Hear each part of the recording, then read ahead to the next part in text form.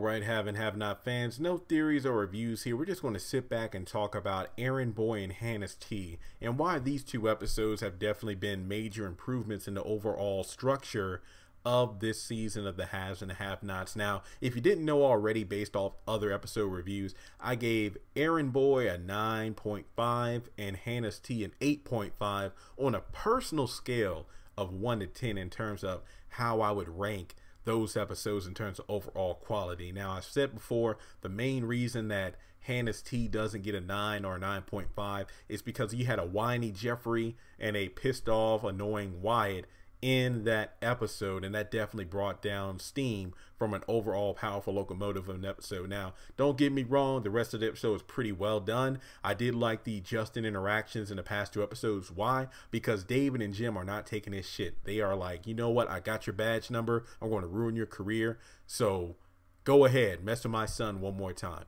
But overall, I love the interactions between, let me just put it this way, Veronica's house is a nut house right now. It's like you walk in, it's like an orgy. If Melissa doesn't greet you at the door, then Veronica's going to meet up with Benny and they're going to have sex upstairs. And then I don't even want to talk about next week where we have David and Melissa walking in on those two having sex. And I just want to know what's going to happen with that.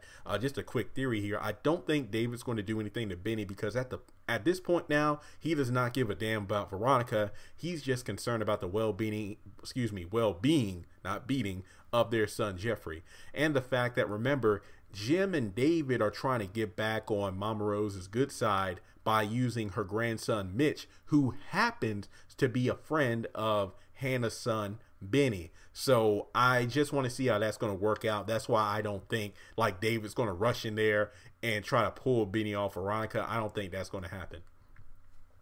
But I just love the fact that we're having character interactions that we haven't seen before, such as, you know, Benny and Mitch and Melissa. Not necessarily the sex part, but just these characters meeting up for the first time. You know, Benny talking with Veronica about the time that Jeffrey tried to kiss him. Well, actually kissed him.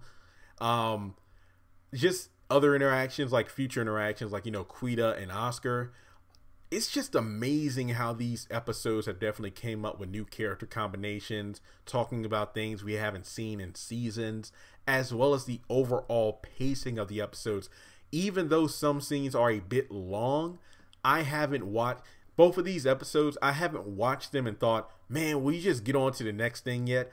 Because I feel like each scene has a purpose. Even though I didn't like the beginning with Wyatt, I liked it because Jim gave some very good foreshadowing for something I really think is going to happen. The fact that Wyatt's going to blow all of his money or lose it because of Oscar and then come crawling back to his parents. Because as he said, this place you spent $2 million on is only worth $700,000 and I can walk in here whenever I want to because I own the building.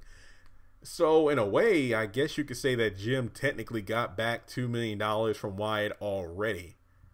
I guess it's the easiest way to put that. So, yeah.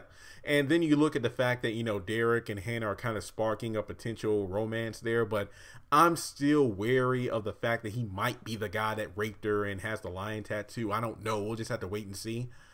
And then you look at the fact that Catherine is just enjoying her new house, and I'm just glad to see her happy. I'm just still a little confused because last season she was made to be this cold-blooded killer with a Jekyll and Hyde kind of thing going on, but now it's like, you know, I don't give a damn, I'm living my life and I'm enjoying it, which I don't mind, but it's just like kind of confusing. And I think that when it comes down to Candace, the fact that she was whooping Quita's ass was just refreshing to see because she pretty much talked herself into that beating. But overall, I think one of the least favorite things is probably the Charles and Landon plot. I really don't know where they're going with that. Some people are saying, what if he's on the down low? I don't know. I don't think so, but we do know Landon's trying to take off his shoes in the next episode, but I don't think that's going to go too well. So we'll just have to wait and see what happens with that. But overall, Erica, probably one of the funniest scenes was when David picked up the phone and said, you know, you wicked bitch. And then Erica was like, excuse me, what's going on? I was just like, oh my God. So I'm just thinking, like, with David acting the way he is now, Veronica, how do you think he's going to act when he finds out the truth about Erica and her schemes to take all of his money? We'll just have to wait and see. But overall, I guess you can't argue with the fact that these past two episodes have had good pacing. We've had characters actually getting stuff done, setting up storylines for future episodes. Things happening. It's not just people talking. People are doing things. Not to mention we haven't had Jeffrey being thrown into the interrogation room with Justin. If anything, it looks like he and Candace are being in there at different times talking with the new DA, and that's just interesting to see how that plays out. But I mean, I really can't say anything else that I haven't said before. We've had some scenes that have made me laugh, scenes that have made me kind of sit back and think about, I wonder what Tyler's going to do with these two characters, and just overall good story. I just wish the beginning of the season started off as good as these two episodes were. So personally, 9.5, 8.5 is what I rank these episodes. Let me know in the comments what you thought of Errand Boy and Hanna's Tea. I just hope that the last few episodes of this season, when I say season, I mean, you know how there's usually about 11 episodes, then they take a break, and then, what is it, from January to the middle of March, it's like 11 episodes, then they take a break, then they're on again middle of June, so we have about 2.5 months of episodes, then a 2.5 month break, and then we have more episodes on the way.